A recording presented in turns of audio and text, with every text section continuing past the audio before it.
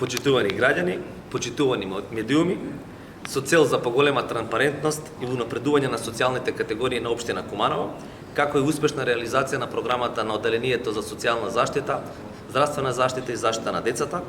за тековната 2025 година, објавуваме втор јавен повик за давање на финансиска поддршка за вршење на услуги од социјалната заштита на здруженијата на територијата на општина Куманово. Благодарение на градоначалникот Максим Димитриевски и председателот на Совет Ивана Ѓорѓиевска, за јавниот повик се обезбедени средства од буџетот на општина Куманово согласно програмата за развој на социјалните услуги за тековната 25 година.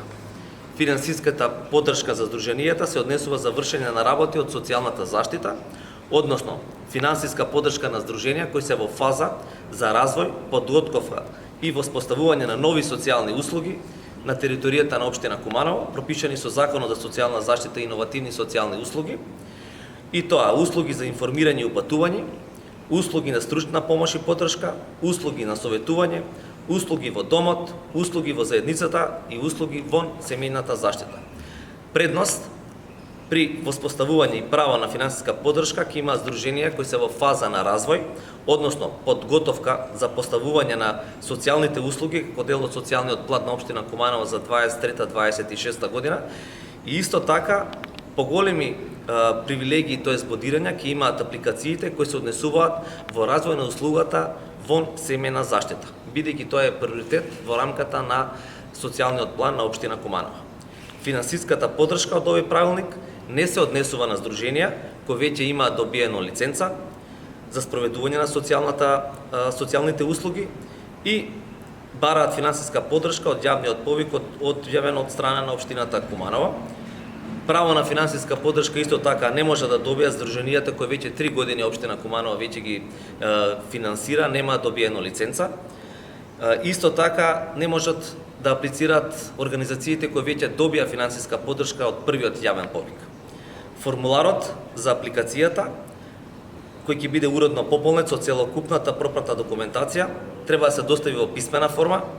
и тоа рокот за поднесување на барањата веќе е почнат од 28.5 до 10.6 со важност од 14 дена, и истите апликации со непотполна документација, односно ненавремено или надвор од предвидениот рок, воопшто нема да се разгледуваат. Едно здружение има право на една апликација, така да сите заинтересирани здруженија кои имаат потреба од било каква поддршка или помош, тоест со помош на нашите вработени, со нашите колеги, имаат потреба од помош во апликацијата, слободно може да дојдат во општина Куманово, на Карши